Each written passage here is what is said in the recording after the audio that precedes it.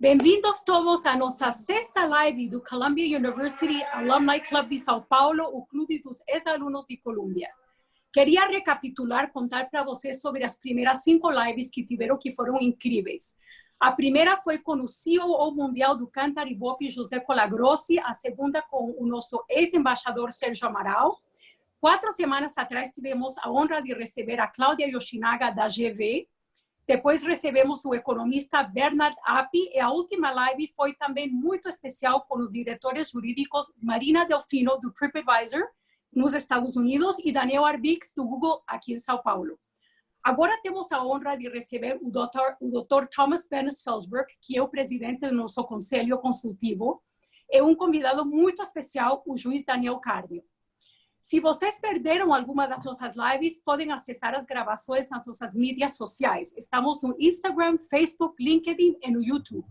Os links das nossas mídias sociais vocês podem achar em todos os nossos convites que recebem na parte inferior do e-mail.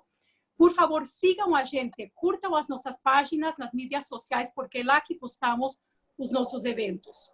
Antes de começarmos, queria anunciar um evento muito especial, exclusivo para os ex-alunos de Columbia e as famílias. Trata-se de um wine tasting happy hour virtual com o sensacional Rodrigo Malizia, sócio da Cellar Vinhos. Será na quinta-feira, dia 2 de julho. Vocês já devem ter recebido os convites ontem pelo e-mail. Além de termos uma oportunidade para interagir e degustar vinhos muito especiais, iremos aprender sobre a história da Borgonha e como identificar os grandes vinhos da região. São 3 vinhos sugeridos para uma experiência muito especial e completa, mas os vinhos são opcionais e o curso é gratuito. Ainda, parte da renda dos vinhos será revertida para custear a nossa associação. A nossa primeira live será na terça-feira, a nossa próxima live será na terça-feira, dia 9 de junho, com o Ricardo Gandur, da CBN, às 17h30, como sempre. E temos mais 2 organizadas com Marcos Caramuro, ex-embaixador da China, e com o Marcelo Barbosa, presidente da CVM. Bom, já falei demais sobre a nossa associação, que realmente vem se destacando nessa nova era das lives e dos webinars. Então, agora, muito obrigada, Thomas e Juiz Daniel, por dedicar essa hora ao nosso clube. E com vocês, passo a palavra. Muito obrigado, Diana. É uma grande satisfação de estar aqui com os ex-alunos de Columbia e os demais ex-alunos que também se agregaram a nós. E vamos discutir um assunto que faz parte dessa grande questão de pandemia. Embora eu, para dizer a verdade, já não aguento mais ouvir falar na pandemia, né? Eu já estou procurando outras paragens. Mas a verdade é que a cultura brasileira não navega bem nessa questão de insolvência. A recuperação de créditos das empresas insolventes no Brasil é um pouco acima de 14%, que é a metade da recuperação dos demais países da América Latina. Comparado com a recuperação de créditos nos países da OECD, é 5 vezes menor. Tome, por exemplo, o exemplo é boa, mas, por exemplo, as linhas aéreas. Nos Estados Unidos, já houve 150 filings, ou pedidos de Chapter 11, que é a recuperação judicial lá nos Estados Unidos. 60% desses casos foram bem-sucedidos, as linhas aéreas se recuperaram, e hoje todas as grandes linhas aéreas americanas passaram por uma ou dois processos de insolvência. Aqui no Brasil, é terrível, né? Porque o que nós tivemos aqui, em termos de recuperação judicial de linhas aéreas, a recuperação foi praticamente nulo. Recuperou-se um pedaço da Varig na Gol e os Smiles, mas fora isso, da VASP, da Transbrasil, Passaredo, BRA, Avianca, etc., não sobrou nada. Então, essa falta de compreensão da nossa cultura é que não caiu a ficha ainda que o objetivo da recuperação de crédito é permitir uma melhor recuperação de créditos. E ao permitir uma melhor recuperação de crédito, qual é o grande segredo da recuperação de créditos melhor nos processos de insolvência? É o tal do fluxo futuro de caixa. Você reserva uma parte do fluxo futuro de caixa para os credores. Se você liquidar os bens, não há esse fluxo futuro. Então, a recuperação é o grande beneficiário da recuperação ao contrário do que nós aceitamos na nossa cultura, são os próprios credores que são os beneficiários. E, no entanto, aí nós temos uma situação de ganha-ganha, porque ao melhorar a recuperação de créditos dos credores, a empresa se mantém, você mantém os empregos, você mantém a capacidade contributiva e você mantém o PIB. Então, a situação ganha-ganha. Mas essa ficha não caiu ainda, não caiu entre nós, que justamente há uma tendência de acreditar que a recuperação judicial é uma forma de calote. Tanto assim é que os maiores credores no Brasil são o banco e o fisco, e eles não são afetados pela recuperação judicial. Então, a gente faz a recuperação judicial... Desculpe, eu tenho que desligar aqui essa máquina infernal chamada celular. Então, a recuperação se faz pela metade, porque os maiores credores ficam de fora.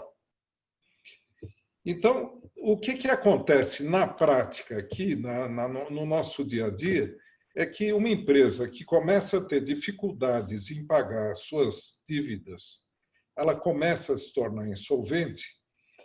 Se um credor resolver executar, protestar ou tomar alguma medida contra essa empresa, todos os outros credores saem correndo em uma corrida incrível para pegar bens. E, ao pegarem os bens, o que eles estão sacrificando? A possibilidade de recuperação através dos fluxos futuros. Então, essa situação, no momento de pandemia, é extremamente grave, porque nós temos a situação que é definida, por exemplo, na Comunidade Europeia como de pré-insolvência. São empresas boas, viáveis, solventes, que são atingidos por algum fato extraordinário, como, por exemplo, a pandemia. E, ao serem atingidos, de repente, você tem empresas que têm credibilidade, que são totalmente viáveis, com problema de liquidez e com problema de solver as suas obrigações mais imediatas. Então, veja o risco que se corre aqui. Basta que um credor, um banco, resolva discutir as suas dívidas, então começa essa corrida atrás de ativos e em prejuízo, digamos, da situação da recuperação das empresas, da manutenção dos empregos e da própria recuperação de créditos. É nesse contexto que surgiu o projeto de lei 1397, que já foi aprovado na Câmara e que se encontra em fase de aprovação do Senado. O objetivo desse projeto de lei é trazer para o Brasil um conceito que já existe na Comunidade Europeia, que é justamente essa pré-insolvência. É dar um prazo de pré-arrumação para permitir uma renegociação das dívidas de uma empresa que se encontra numa situação de pré-insolvência. Então, o grande objetivo desse projeto de lei é permitir justamente isso que a gente chama um freio de arrumação, dar um prazo para que as empresas possam realmente renegociar as suas dívidas e conseguir superar essa crise sem ter que recorrer a uma recuperação judicial ou sem sofrerem um processo falimentar. Nós temos aqui um grande privilégio de contar nesse webinar com o juiz Daniel Carnio Costa. Ele é membro do CNJ e, mais do que isso, ele foi uma pessoa fundamental na elaboração desse projeto de lei. Ele vai nos explicar não só o conteúdo desse projeto de lei, mas o que eu acho de extremo interesse e que pouca gente conhece, as diversas opções que foram analisadas ao ser preparado esse projeto de lei e que foram descartadas.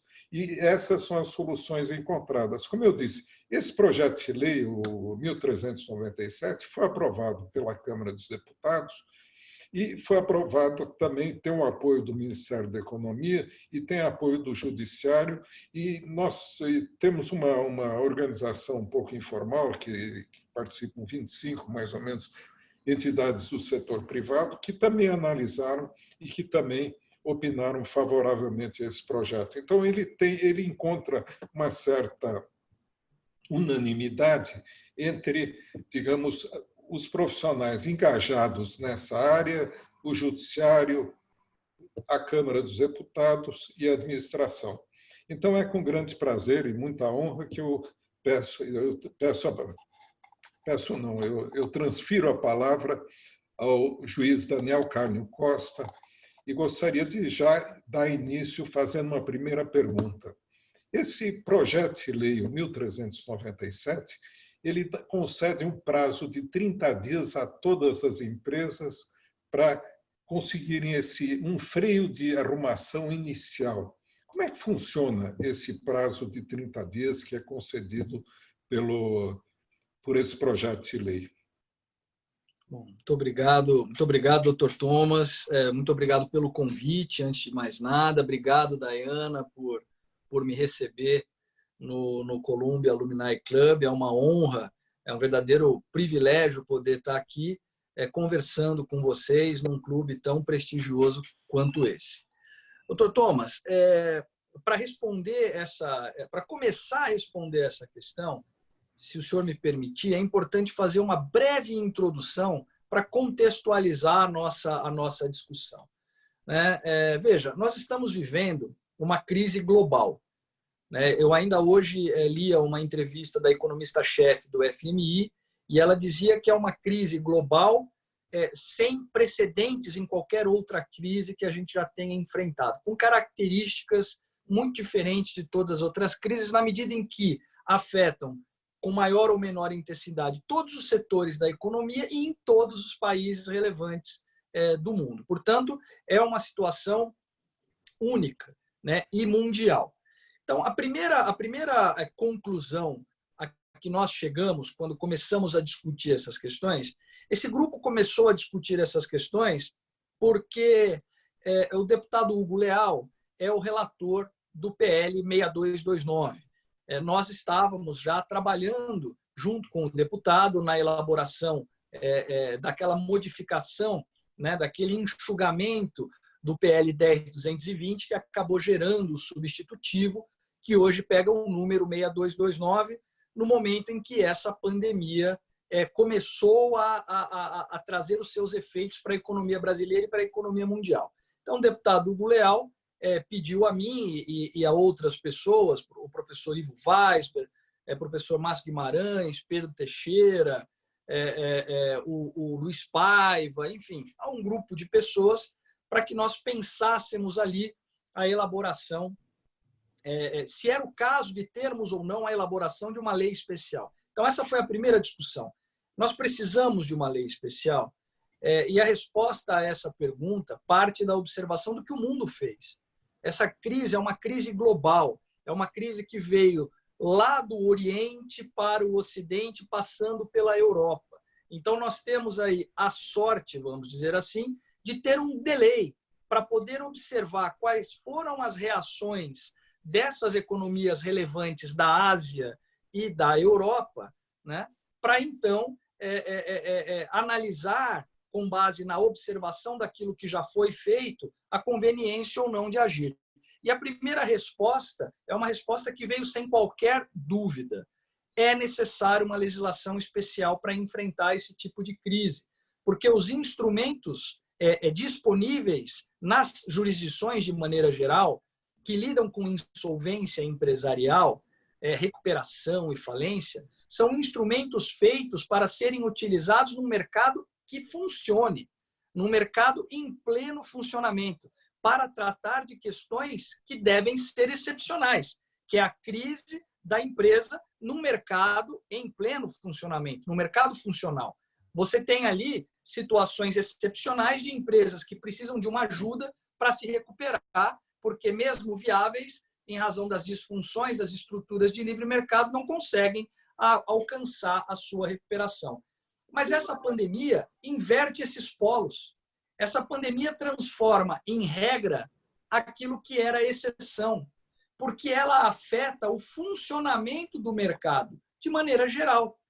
As medidas de distanciamento social, que são empregadas em nível mundial como uma forma, ou pelo menos como a única forma conhecida até agora, de evitar a disseminação descontrolada desse vírus, essas medidas impactam no funcionamento do mercado, porque as empresas ficam proibidas de abrir, ou ainda, quando autorizadas a abrir, tem uma dificuldade muito grande no desenvolvimento normal das suas atividades, né? Porque o mercado não está funcionando adequadamente, porque as pessoas estão em casa, né? Porque os hábitos de consumo mudaram radicalmente nesse período. E o que isso causa nas empresas?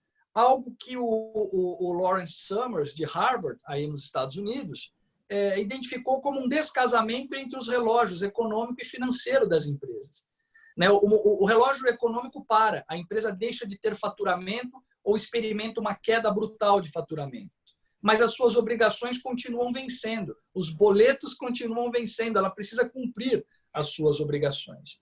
Esse descasamento gera uma onda de inadimplência, né? Uma onda de inadimplência importante e que traz consequências muito nocivas e que o mundo inteiro identificou. São basicamente duas. A primeira, o desaparecimento de empresas saudáveis durante o período da pandemia. Empresas que deveriam e poderiam permanecer funcionando vão ter dificuldade de atravessar esse período se não tiverem alguma ajuda. E isso é ruim para a economia, é ruim para a sociedade, é ruim para todos, porque são empresas que nós precisamos e vamos precisar ainda mais no momento de retomada, no momento futuro de retomada. Então, a primeira preocupação é como manter essas empresas vivas durante um período de pandemia. E o segundo problema é o impacto que essa inadimplência terá no Poder Judiciário, na funcionalidade do Poder Judiciário. Não só em relação a falências e recuperações judiciais, também em relação a isso, mas não só em relação a isso, porque esta inadimplência toda, ela vai gerar diversos outros tipos de ações judiciais relacionados a ela, como, por exemplo, ações de cobrança, ações de execução, ações revisionais de contrato, ações buscando proteção contratual, enfim, diversas discussões que acabam desembocando naturalmente no Poder Judiciário. E que, se vierem nessa intensidade que se espera, e os estudos mostram que há uma relação direta, inversamente proporcional entre queda do PIB e aumento de judicialização. Então, quanto maior a queda do PIB, maior o aumento da judicialização, né? Se vier nessa intensidade, o Poder Judiciário corre o risco de se tornar disfuncional.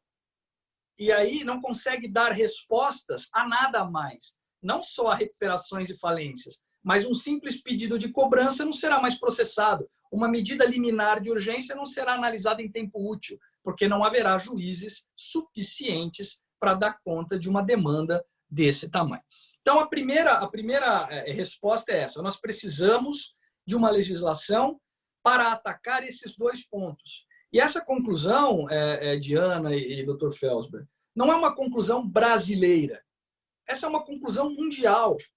Essa é uma conclusão a que chegaram as mentes mais brilhantes das melhores universidades dos países mais respeitados.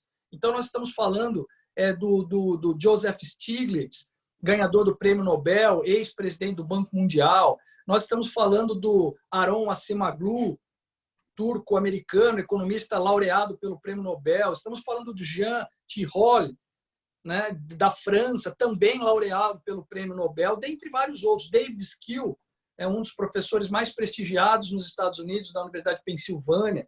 Nós estamos falando de conclusões a que essas pessoas chegaram. Há um consenso internacional de que esses são os pontos a serem analisados e de que a nossa legislação não é adequada para enfrentar este momento de pandemia, né? Existe um texto de um autor que eu acho que hoje talvez seja a melhor referência internacional em impactos da pandemia e legislação de insolvência, que é o Aurélio Gurrea Martínez. O Aurélio hoje é professor em Singapura, na Faculdade de Direito de Singapura, na SMU, e é presidente do Instituto Ibero-Americano de Direito e Finanças, né? E ele vem estudando como o mundo vem reagindo à pandemia em termos de legislação de insolvência, né? E elencando ali o que ele seleciona como boas práticas que, inclusive, hoje estão sendo adotadas pelo Banco Mundial, né? Eu separei uma informação para dar exclusivamente aqui para vocês nessa live da Colômbia. Eu faço parte de uma comissão do Ministério da Economia que trabalha para a melhoria do índice Doing Business no Brasil. É aquele índice utilizado pelo Banco Mundial para medir, né, o quanto uma economia ou um determinado país é amigável à realização de negócios e recebimento de investimentos externos, né? E um dos aspectos que compõe esse índice Doing Business é a legislação de insolvência, né? O que eles chamam de Resolving Insolvency. Esse é um índice importante na composição do Doing Business, né? E recentemente, semana passada, nós da comissão recebemos um questionário do Banco Mundial nos questionando, nos perguntando sobre qual é a postura do Brasil em relação à pandemia. E a primeira pergunta que eles fazem é essa: o governo brasileiro adotou alguma medida para enfrentar o aumento rápido da insolvência das companhias em razão da Covid-19 e para garantir que essas companhias possam sobreviver durante essa crise? É a primeira pergunta que o Banco Mundial faz. Ou seja, é uma excelente prática mundial que se faça uma legislação sobre isso. E aí o Banco Mundial continua perguntando, e ele pergunta, né? Olha, se sim, em caso positivo, é uma legislação que trata de setores específicos ou é uma legislação que trata de todos os setores? E ainda, qual é a natureza das medidas que vocês tomaram? E aí ele vem perguntando das medidas que, coincidentemente, entre aspas, porque isso faz parte de um estudo de direito comparado mundial, que coincidem exatamente com todas as propostas do PL 1397. Mas o que nos interessa na nossa live de hoje são duas perguntas. Existe suspensão de procedimentos executivos? Né? Existe suspensão de procedimentos de insolvência? Existe a proibição de convolução em falência de recuperações judiciais em razão da Covid? E mais, existe a facilitação de acesso a mecanismos de pré-insolvência para essas empresas?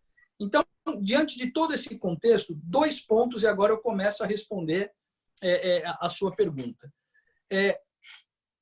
A primeira coisa que nós temos que fazer é agir neste relógio econômico, porque temos aqueles 2 relógios, o econômico e o financeiro. Nós precisamos neutralizar o descompasso entre eles, que gera aquela inadimplência que causa todo aquele problema. Primeiro, agimos aqui no relógio financeiro. Se a empresa não tem dinheiro para pagar as suas contas porque perdeu o faturamento, é preciso dar acesso ao crédito. Essa empresa precisa ter acesso ao crédito para que ela possa cumprir as suas obrigações. E o governo brasileiro vem fazendo um grande esforço de criação de linhas de crédito especiais em razão do Covid. Mas o grande problema é que este crédito chega principalmente às empresas através do sistema financeiro, através dos bancos. Só que não adianta o governo dar liquidez ao mercado e dinheiro aos bancos se os bancos que assumem os riscos do financiamento, porque o sistema bancário é regulado. Os bancos eles não podem assumir riscos além daquilo que a lei de Basileia autoriza. Nós temos que garantir, né, que o sistema bancário seja safe and sound. Então, os bancos vão exigir garantias. E as MEs e EPPs, que compõem 99% das empresas brasileiras, tem como único ativo para darem garantia a esses financiamentos o seu faturamento.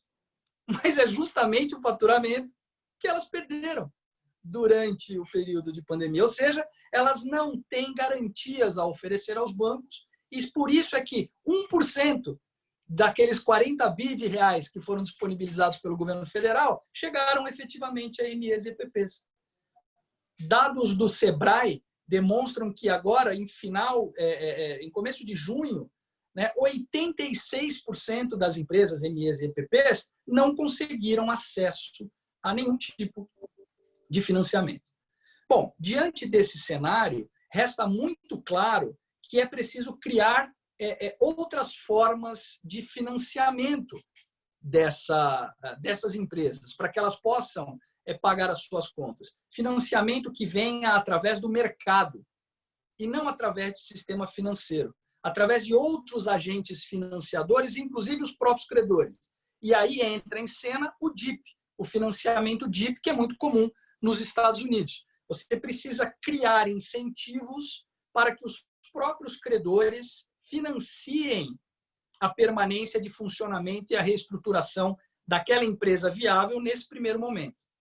Mas dar só o dinheiro para essas empresas não resolve todo o problema, porque elas precisam de um tempo, como o senhor falou, um freio de arrumação.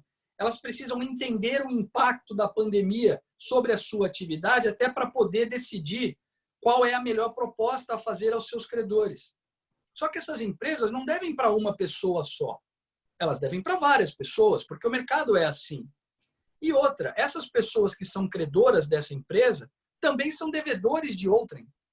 E também estão pressionados pela crise, porque essa não é uma crise de um setor, essa é uma crise de todos os setores.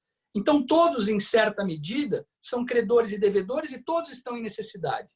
Logo, você precisa criar um ambiente para que essa negociação aconteça.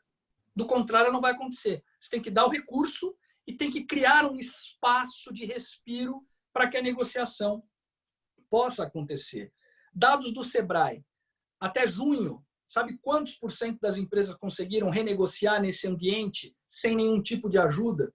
Apenas 12%. Falando de outro lado, né? 88% das empresas não conseguiram renegociar. E não são empresas inviáveis, são empresas viáveis que perderam faturamento em razão da pandemia. De novo, o próprio Sebrae diz, 89% das empresas perderam faturamento e 88% não conseguem renegociar.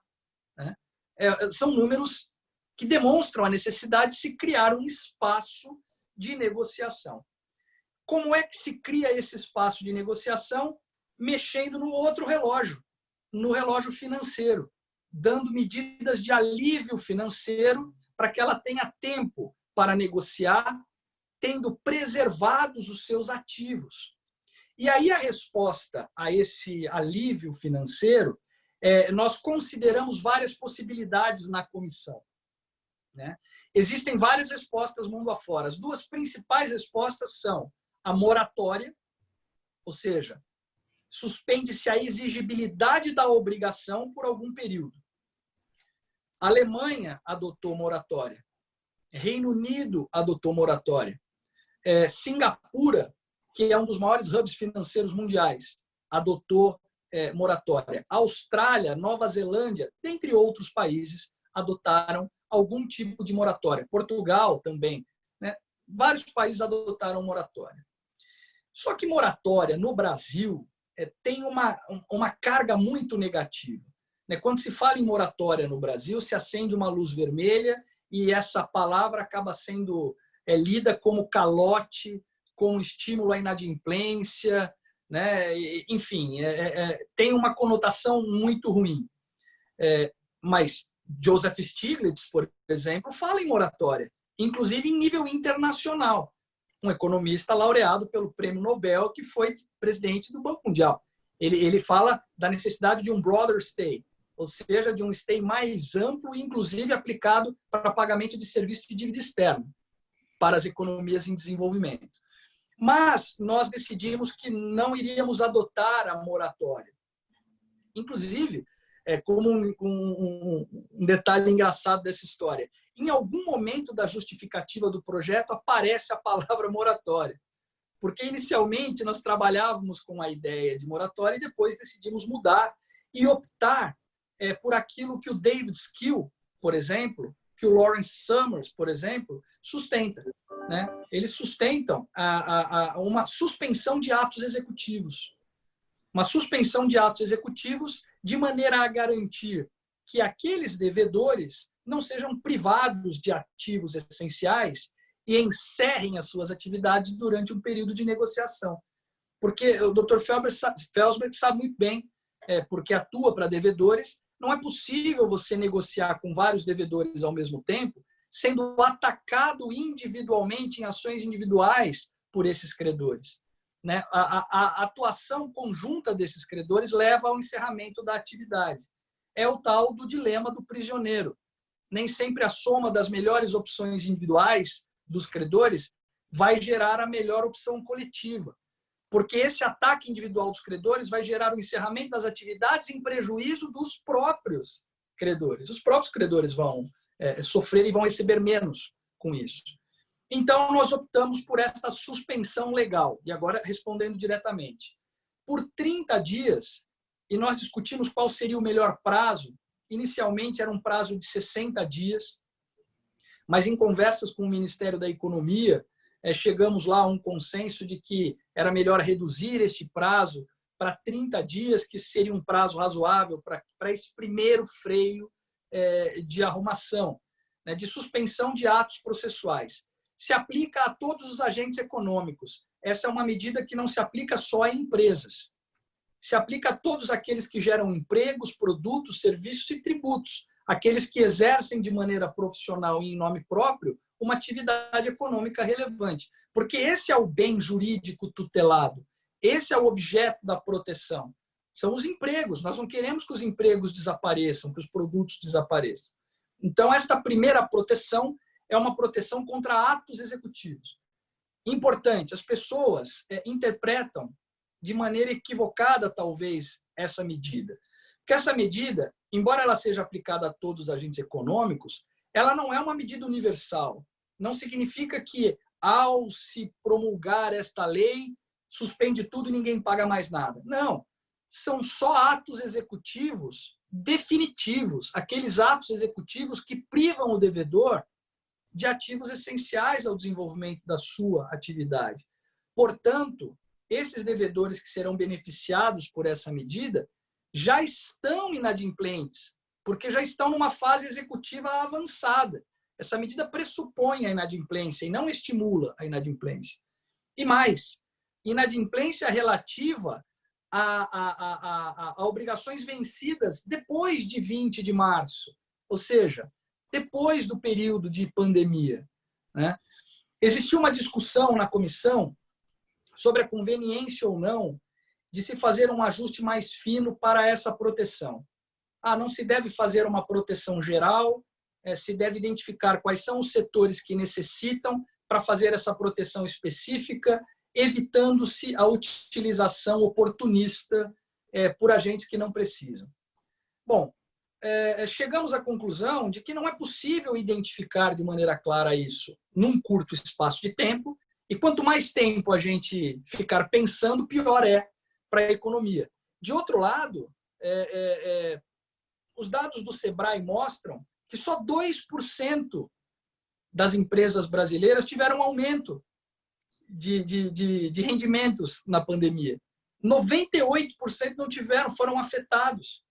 Então, veja, nós vamos deixar de agir com medo de beneficiar indevidamente 2% e prejudicar indevidamente 98%.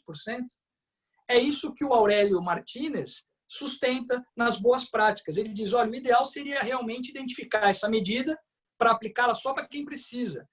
Mas na dificuldade de identificação, é melhor então que ela seja geral, porque certamente vai beneficiar muito mais gente que precisava do que gente que não precisava. Por isso, esses 30 dias iniciais é válido para todos, mas só para aquelas dívidas vencidas depois de 20 de março, né? Portanto, já no período de pandemia, com o propósito de criar um espaço de respiro para que devedores e credores possam tentar renegociar. O mundo tem mostrado, a experiência europeia principalmente, tem mostrado que isso funciona, especialmente para microempresas, que têm apenas um problema de fluxo de caixa. A atividade é boa, os seus credores sabem que a atividade é boa, com esses dois estímulos, de dar o dinheiro e de dar um respiro para que ela possa propor uma negociação, é possível que se consiga com isso manter a empresa em funcionamento primeiro objetivo, né? Primeira preocupação. E segundo, evitar que essas inadimplências se transformem em ações judiciais. Então, esse é o primeiro passo desse sistema que está sendo criado, né? Como você vai falar na sequência, é um esquema faseado, né? Esse é o primeiro degrau. Obrigado, doutor Daniel. Então, realmente muito excelente a sua narrativa e muito, muito precisa. Então, vê-se que realmente duas motivações: o freio de arrumação e evitar o apagão do judiciário. Quer dizer, são dois elementos essenciais nessa equação. Mas vamos supor, doutor Daniel, que nos primeiros 30 dias, digamos, de respiro, não haja possibilidade de negociação. Então, o que acontece em seguida? Qual é o degrau seguinte que esse projeto de lei apresenta? Bom, como é que funcionou, né, o nosso raciocínio ao tratar disso? Só essa medida, né, de suspensão de atos executivos por 30 dias com estímulo ao deep finance, né, pode funcionar para parte desses credores, mas certamente não vai funcionar para também boa parte desses credores que que foram atingidos de maneira mais importantes pela crise, né? Então, aqueles que tiveram um impacto, vamos dizer assim, um impacto médio, pequeno, médio, pode ser que consigam se reestruturar com esses estímulos. Mas, certamente, para boa parte, isso não aconteceria. Então, se nós parássemos nessa medida, nós estaríamos apenas jogando para frente, para 30 dias depois, aqueles problemas que nós tentávamos evitar. E aí, aquelas empresas que não quebraram agora, quebrariam daqui a 30 dias. Aquelas ações que não entraram agora, entrariam daqui a 30 dias e o Poder Judiciário seria novamente impactado e tudo aquilo que a gente queria evitar iria, de fato, acontecer. Então, é preciso criar aí um outro mecanismo de auxílio àquelas empresas que precisam, e aí sim, temos que identificar quais são aquelas empresas que precisam de um auxílio extra, porque foram impactadas de maneira mais importante. Bom, aqui nós temos duas opções, Dr. Felsberg. Nós vamos adotar um modelo que nós já conhecemos e que é adotado com sucesso, principalmente nos países europeus e asiáticos, que são as medidas de pré-insolvência, né? Procedimentos de pré-insolvência adotados largamente na França, largamente na Inglaterra, previstos na recomendação europeia e agora na última diretiva da União Europeia de 2019, né, determinando que os países, a partir de 2021, comecem a implementar em seus ordenamentos jurídicos internos essas medidas de pré-insolvência, ou tentar alguma coisa diferente que o mundo ainda não conhece. Existem duas possibilidades aí. Tem gente que sustenta que essa ajuda extra deveria ser extrajudicial. Então, tem professores que sustentam que o devedor deveria ir à junta comercial, por exemplo, ao departamento de registro de empresas, né, e registrar lá uma declaração unilateral, dizendo, olha, sou devedor desses credores todos, e a partir dali ele teria um stay, uma suspensão, uma proteção contra esses credores para negociar. Bom, quais são os problemas desse modelo? O primeiro problema é que ele não encontra paralelo em nada que existe no mundo. O segundo problema é que, no Brasil, nós temos o princípio constitucional da inafastabilidade da jurisdição, né? Nem a lei pode afastar do Poder Judiciário a apreciação de lesão ou ameaça de lesão a direito. Portanto, se eu sou um credor e vou cobrar o meu devedor e ele me apresenta uma declaração feita por ele mesmo e registrada num cartório extrajudicial, isso simplesmente não vai me impedir de ajuizar a ação contra ele. Eu vou ajuizar a ação contra ele porque a Constituição me garante o direito de ajuizar. E eu, como devedor, o devedor, num caso desse, vai ter que fazer o quê? Vai ter que pegar esta certidão, esta declaração e juntar no processo. né? Ou seja, nós temos uma ação, nós temos a juntada no processo dessa declaração, o juiz não tem memória desse tipo de medida no Brasil, porque isso nunca houve. O juiz do trabalho, o juiz civil, muito provavelmente não vai saber nem do que se trata aquela declaração. E muito provavelmente não vai dar cumprimento a nenhuma ordem de stay administrativa, de cartório extrajudicial. E o que vai haver? Vai haver um recurso do devedor contra aquela decisão. Ou, por outro lado, se o juiz acatar aquele stay, vai haver um recurso do credor contra aquela decisão. Ou seja, esta tentativa de se fazer esta negociação com uma proteção do cartório extrajudicial não vai impedir, ao contrário, vai piorar a judicialização. Porque esses credores vão entrar com ações de cobrança, de execução, os devedores vão entrar com as ações revisionais, vai haver a movimentação do judiciário conjuntada dessas declarações, além de se criar uma burocracia intermediária que não resolve este problema. Segunda opção, ou melhor, mais um problema. Esse é o problema prático deste modelo, né? Que é uma opção, né? Mas esse é um problema prático, mas tem um problema jurídico também, né?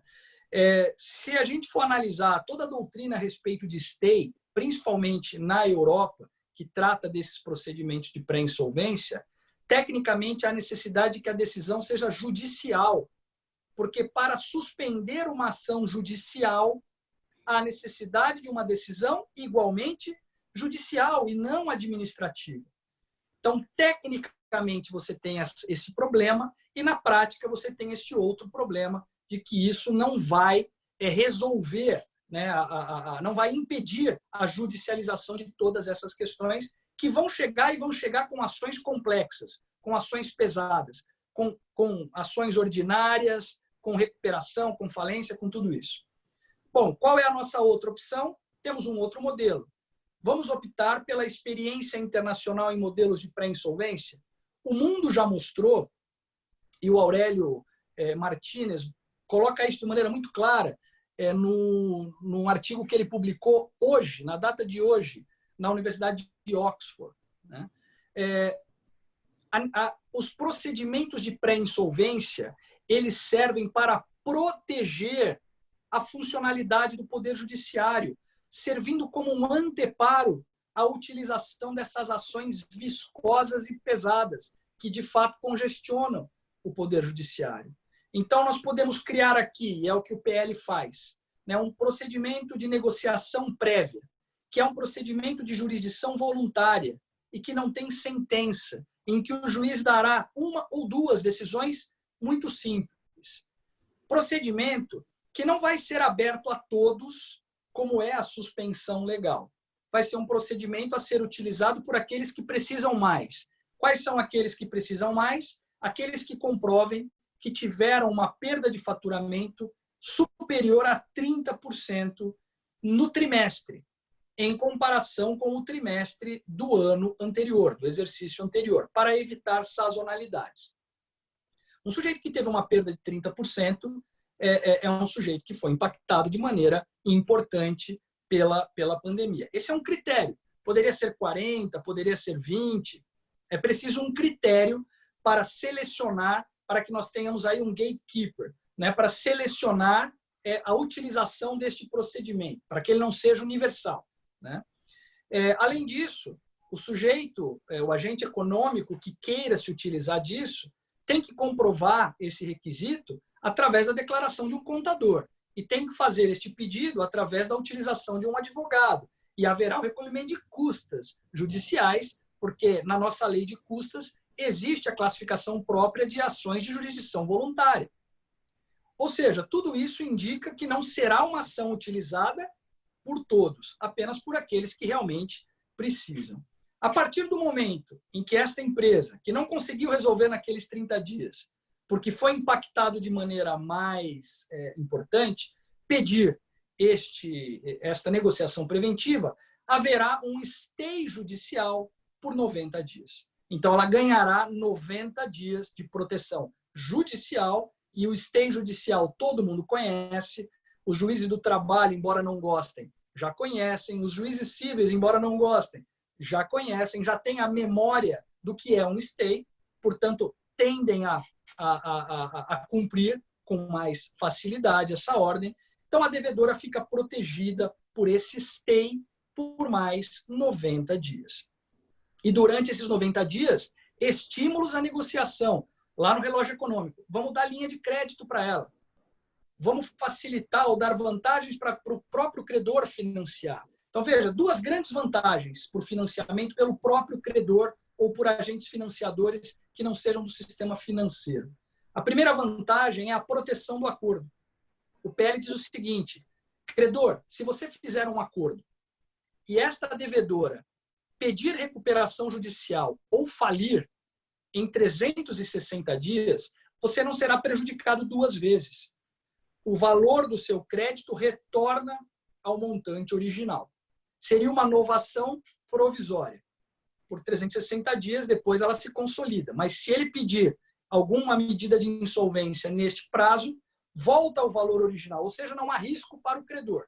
Ele não será prejudicado duas vezes. E mais, aquele valor daquele crédito vai ser considerado não sujeito à recuperação judicial ou extraconcursal na falência.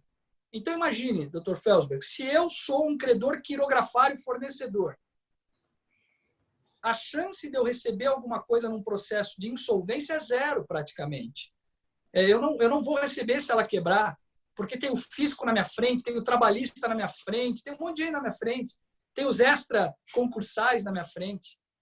Então, eu consigo comprar uma vantagem competitiva em caso de insucesso, fazendo um acordo com aquela empresa.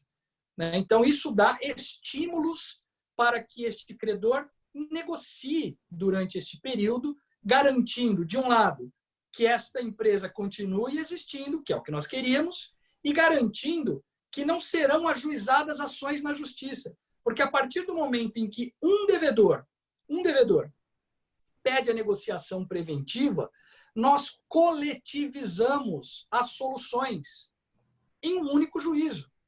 Em um único juízo. Sem que haja necessidade da devedora utilizar recuperação judicial, sem que haja a necessidade dos credores ajuizarem milhares de ações e da própria devedora ajuizar milhares de ações individuais contra os seus credores. Portanto, um procedimento de jurisdição voluntária, que na Inglaterra é conhecido como Light Touch Administrations, né? Um procedimento desse, Light Touch, de intervenção mínima, que requer muito pouco da estrutura do Poder Judiciário, evitará o ajuizamento de centenas ou de milhares de ações viscosas que entulhariam o Poder Judiciário.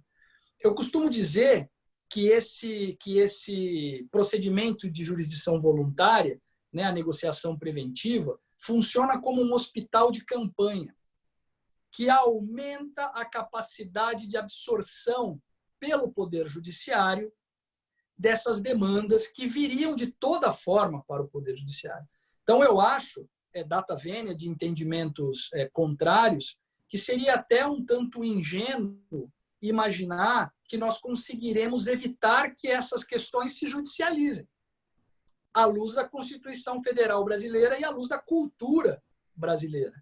Existem estudos demonstrando que quando o PIB cai, a judicialização aumenta. Nós temos aqui aumentar a capacidade de absorção pelo judiciário dessas demandas. Temos duas formas de fazer isso. Aumentar a estrutura do Poder Judiciário, e isso está completamente fora de propósito. Nos Estados Unidos, os professores das principais universidades, inclusive de Colômbia, fizeram um ofício ao Congresso pedindo a contratação de novos juízes de insolvência, né? No Brasil, essa é uma proposta que não passa nem na porta, porque os tribunais não têm orçamento mais para isso, né? A legislação até proíbe agora esse tipo de investimento, né, em custo fixo. Não é possível contratar mais juízes. Então, nós temos que aumentar a capacidade de absorção sem mexer na estrutura que nós temos, criando este anteparo, estas ações que vão substituir as ações viscosas e que não dão muito trabalho para o Poder Judiciário. Eu costumo comparar essas ações com um procedimento de jurisdição voluntária de notificação, por exemplo. né? Uma notificação judicial. É um procedimento que não tem sentença. É um procedimento em que o juiz fará uma análise simples de requisitos objetivos. Pode haver uma discussão ali ou aqui? Pode, assim como pode haver na interpelação judicial, na notificação judicial, mas certamente muito menos do que haveria numa simples ação de cobrança. E muitíssimo, muitíssimo menos do que haveria numa recuperação judicial. Quantas recuperações judiciais eu consigo administrar? É certamente muito menos do que interpelações judiciais. Então, essa é a ideia deste procedimento da negociação prévia. É servir como anteparo para garantir a funcionalidade do Poder Judiciário e não para trazer para o Poder Judiciário coisas que não viriam. Tudo isso virá. Eu acho que todos nós aqui concordamos que essa inadimplência, aquilo que não for resolvido pela via consensual, e isso deve ser estimulado, mas não resolve tudo, aquilo que não for resolvido virá para o Judiciário. E virá num volume muito além da capacidade do Poder Judiciário. E essa não é uma avaliação brasileira só. Essa é uma avaliação mundial. Doutor Daniel, então vamos prosseguir nessa nossa escalada. Nós vimos o primeiro degrau, os 30 dias de freio de arrumação, abrangendo todos os agentes econômicos. Nós temos os segundos 90 dias, ou seja, o total de 120 dias, mais um período, mais um freio de arrumação precedido de um processamento simples de jurisdição voluntária.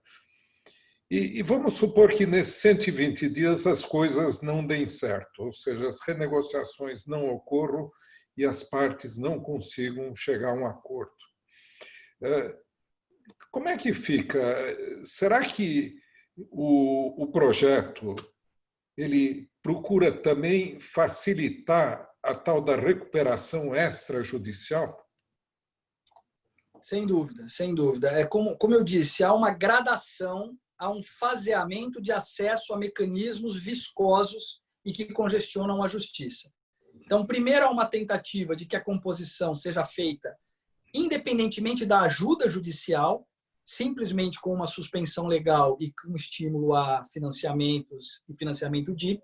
Num segundo momento, com a ajuda judicial, uma negociação extrajudicial, antecipa-se um stay sem a necessidade de utilização de ações de insolvência, economizando uma série de ações, mas pode ser que as empresas ainda precisem de auxílio, casos mais graves. E aí nós vamos partir para as ações de insolvência mesmo. E o mundo inteiro vem também trabalhando nesse sentido.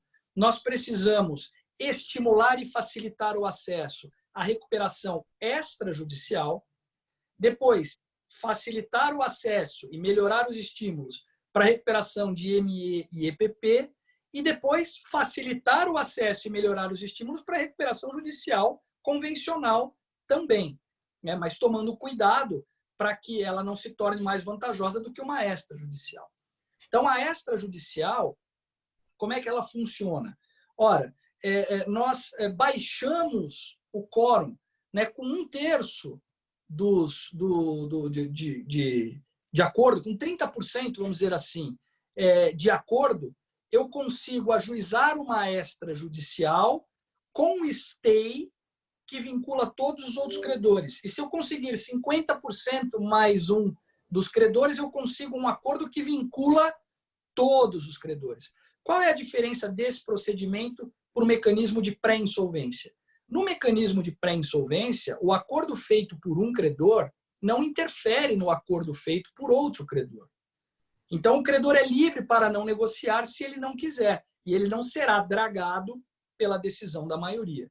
Num procedimento de recuperação extrajudicial, aí sim, este plano que contar inicialmente com 30% de aprovação dos credores, já será capaz de conceder um stay adicional contra todos os demais credores. E se eu chegar à anuência de 50% mais um, mais da metade dos credores, eu tenho um plano que vincula os credores dissidentes. Portanto, é uma questão de estratégia. O senhor, como advogado de devedora, sabe melhor do que ninguém. É uma questão de estratégia. Se aquele agente econômico, aquela empresa, e aí um outro ruído que eu ouvi por aí, né? Gente dizendo que o PL amplia a legitimidade na recuperação judicial e extrajudicial. Isso não é verdade. O PL cria mecanismo de pré-insolvência para agentes econômicos, mas o acesso à recuperação extrajudicial e à recuperação judicial continua sendo restrito a empresas e sociedades empresárias, empresário individual e sociedades empresárias. Nós não mexemos nisso.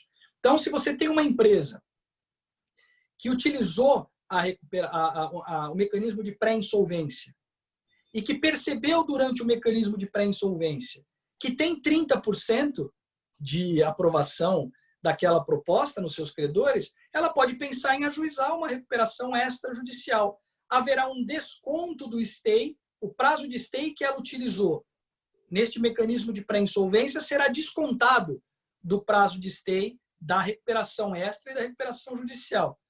E ela poderá, então, buscar os 50% de aprovação para vincular todos os demais.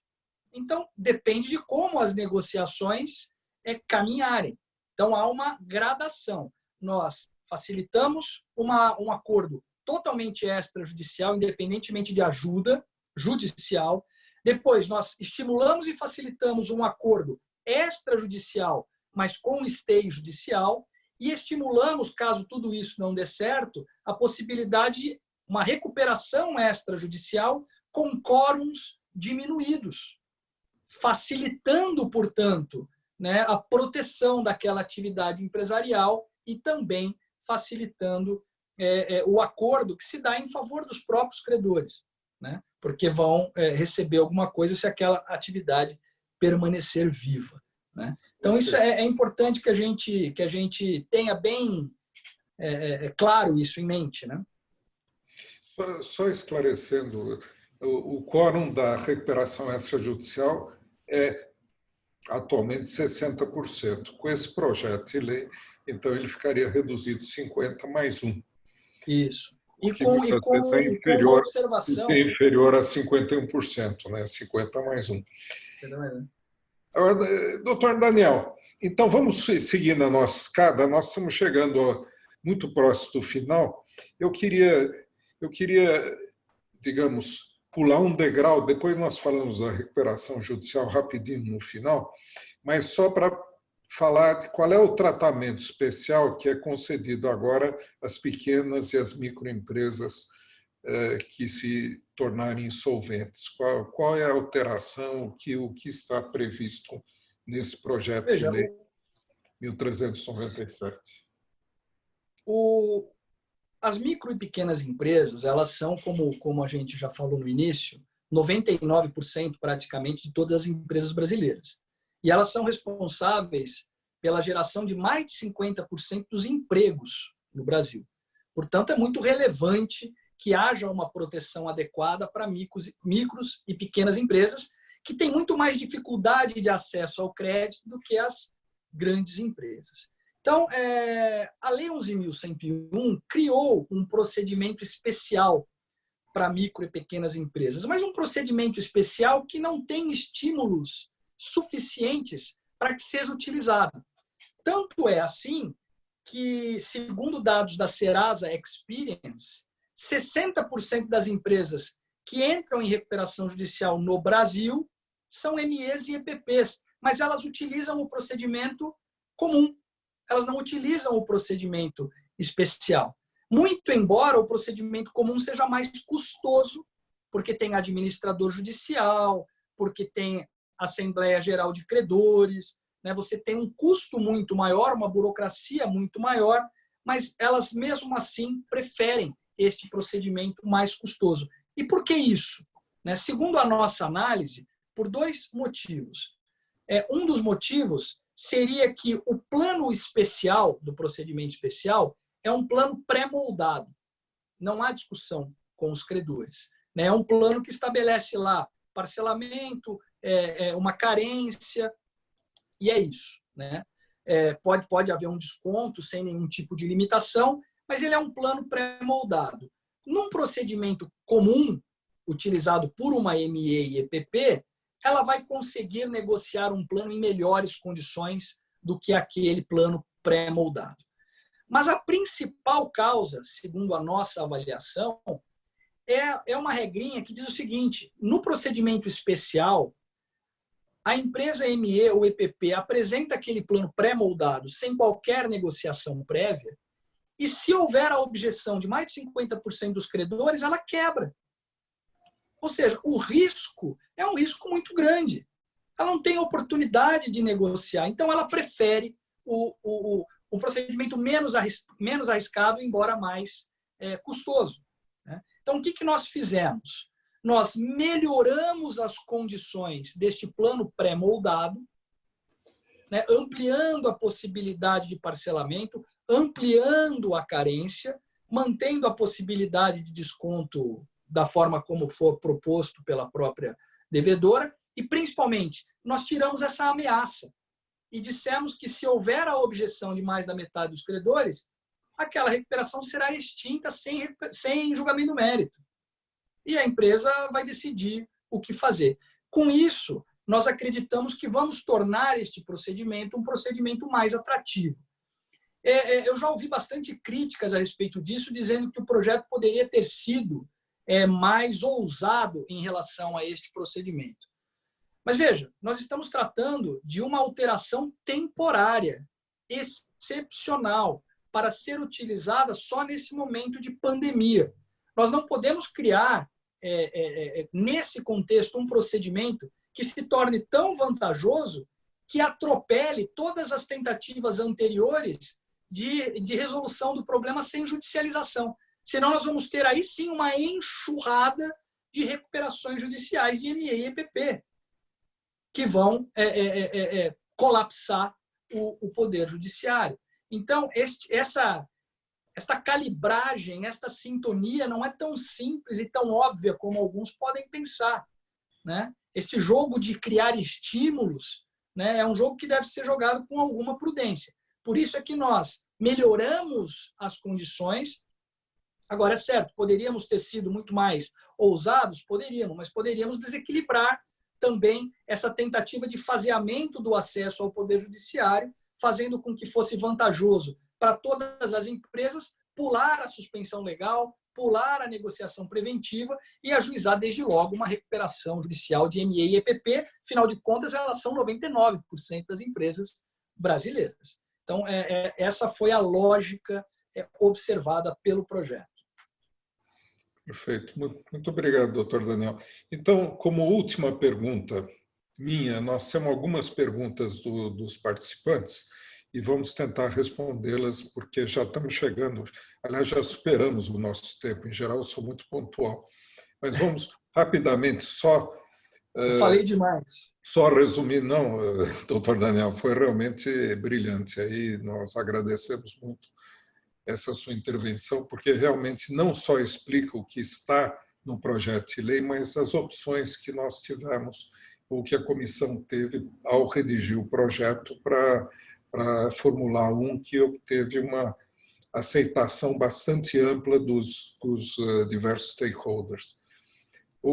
E na recuperação judicial, nas existentes, o que está previsto?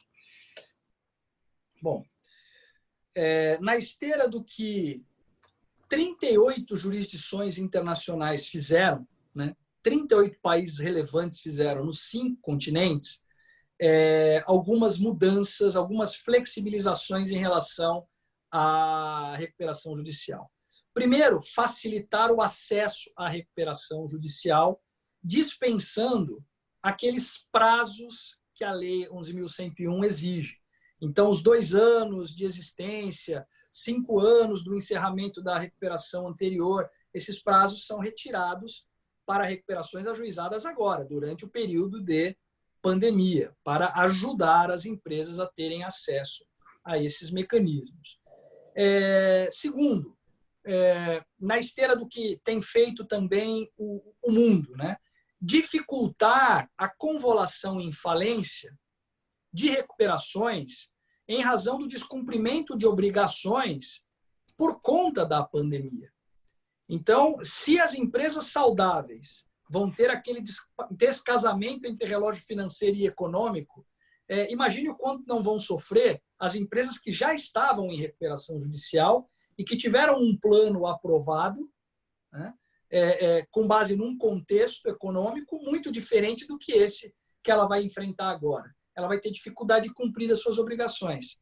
Porque ela é insolvente? Porque ela é inviável? Porque ela tem que quebrar mesmo? Não, porque as condições mudaram drasticamente. Se nós formos aí muito rígidos, nós vamos perder todas as empresas em recuperação judicial, vão todas ser convoladas em falência. Todas. Né? E eu acho engraçado que existe uma certa resistência de alguns setores em relação a isso, mas isso já acontece de maneira muito tranquila há muito tempo no Brasil. Quantas vezes nós já não vimos decisões judiciais que, ao invés de convolar em falência, dão à devedora a possibilidade de apresentar um novo plano? Faz anos que isso acontece. Num contexto de pandemia, com muito mais razão.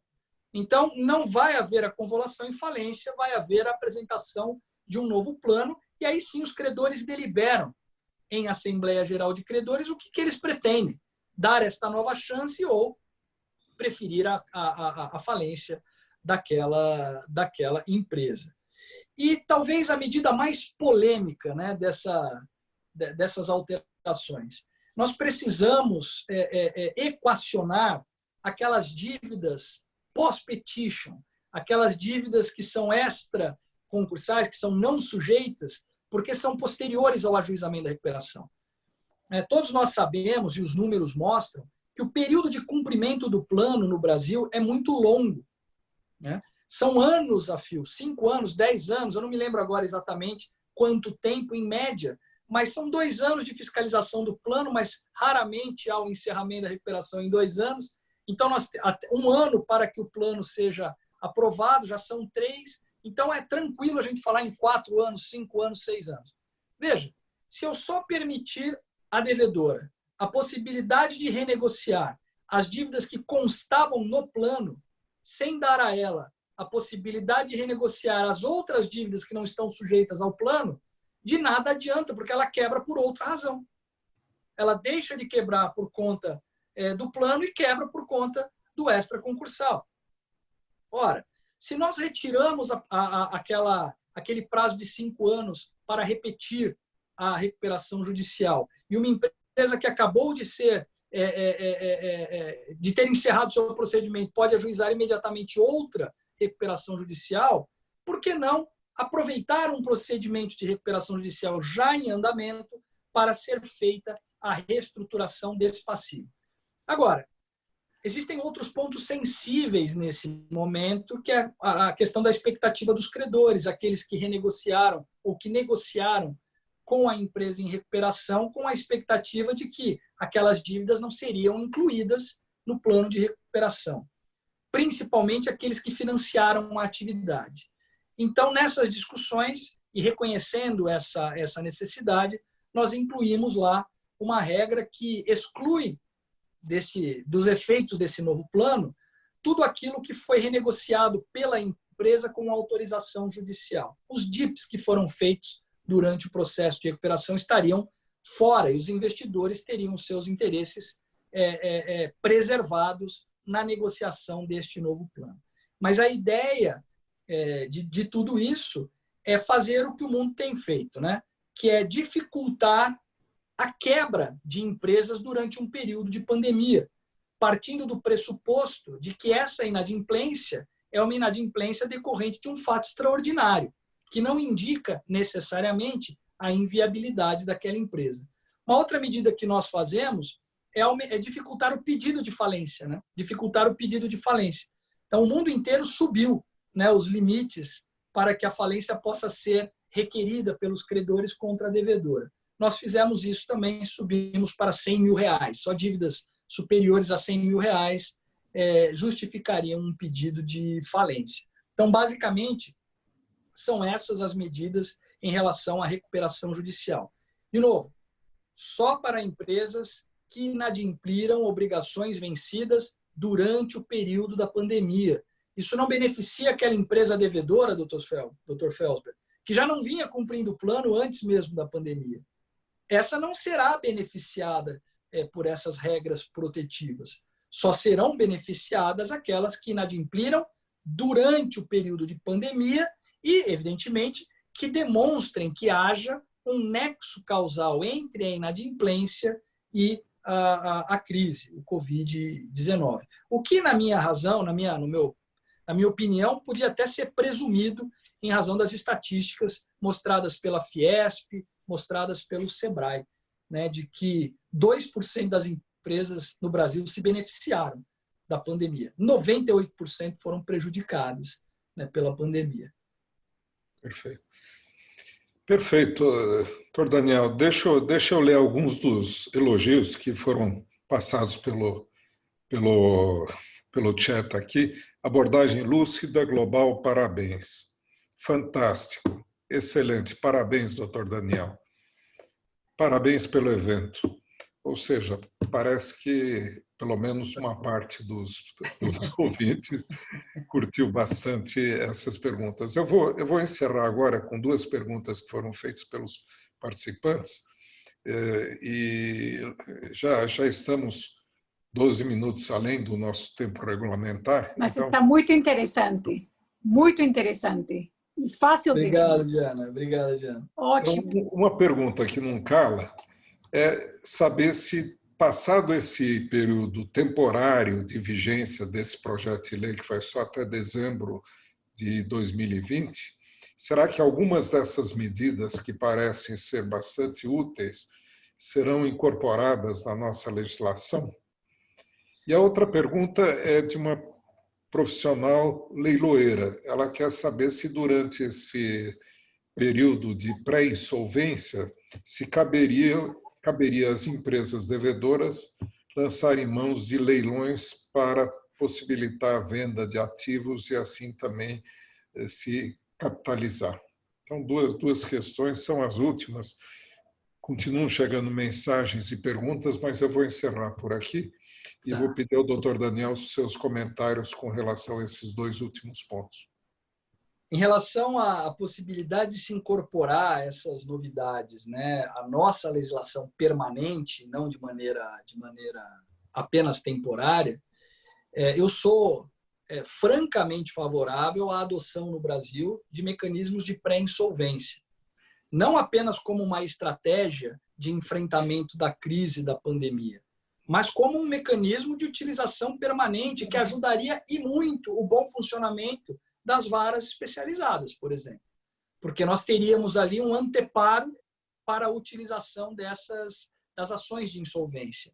E a experiência em 2016, por exemplo, mostra que as crises, ainda que seja uma crise puramente brasileira, em que nós tivemos ali, né, 7% de queda do PIB em 2 anos, gerou um pico histórico de ajuizamento de ações de insolvência, né? Congestionando as varas até hoje. Até hoje nós estamos brigando com aquele acervo da crise de 2016, 2017. Né? Imagine como é que vamos ficar agora depois da crise do Covid, né? Que ainda não chegou. Né? Isso tem um delay, tem um tempo para que isso chegue à justiça. Né? Então, eu sou francamente favorável à utilização desses mecanismos de maneira permanente, até porque esses mecanismos já existem nessas legislações europeias de maneira permanente. Eles não foram criados para a pandemia. Eles estão sendo entendidos agora como um mecanismo importante, mas eles já existem. Aliás, me permita ler em inglês mesmo um trechinho do Aurélio Gurrea Martínez falando sobre isso. Olha, ele diz o seguinte: These pre-insolvency tools would perform several functions. Firstly, they can provide debtors with some of protections generally existing in insolvency law without forcing them to bear the costs associated with the filing for bankruptcy. Secondly, the existence of these pre-insolvency mechanisms will reduce the number of companies using the formal insolvency framework. Therefore, the adoption of these tools can avoid the collapse of the judicial system. Ou seja, é muito claro que a utilização desses mecanismos é absolutamente favorável em qualquer cenário.